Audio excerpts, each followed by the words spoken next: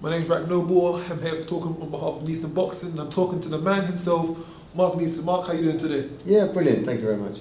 So we've had a busy last week. Had the fight at York Hall, some cracking fights on that one, and we're going to do it again. 22nd, we were out again. Got more fights. Got 10 fights this time. An IBF international title on the line. Just talking for a bit about that card.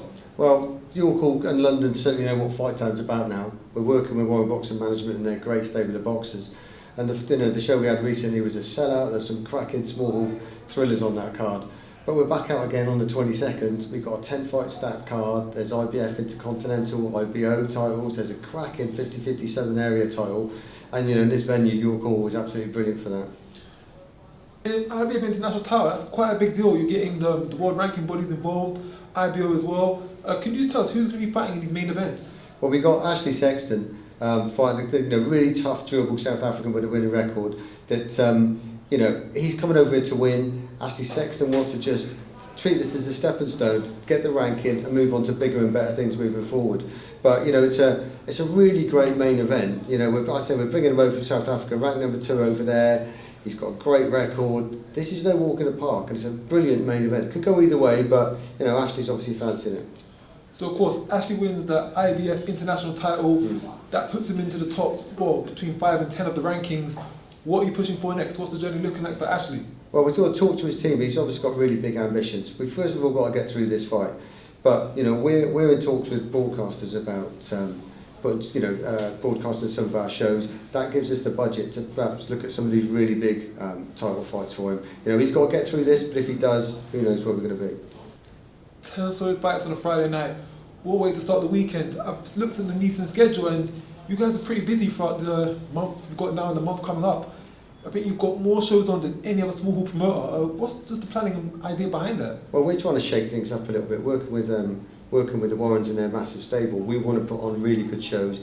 COVID, I think, has told everyone that they just need to get on with it. They need to get on if they want to progress.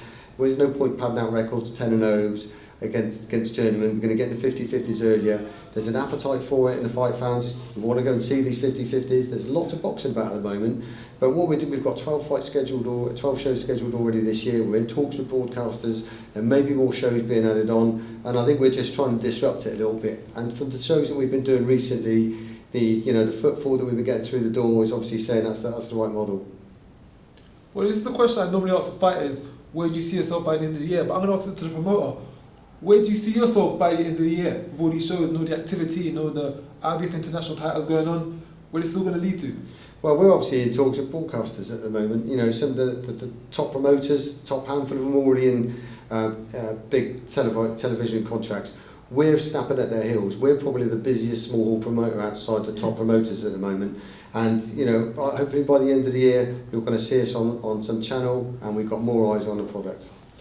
At the rate you're working, I don't doubt that at all. You've got shows in Bracknell, London, Swindon, Gloucestershire.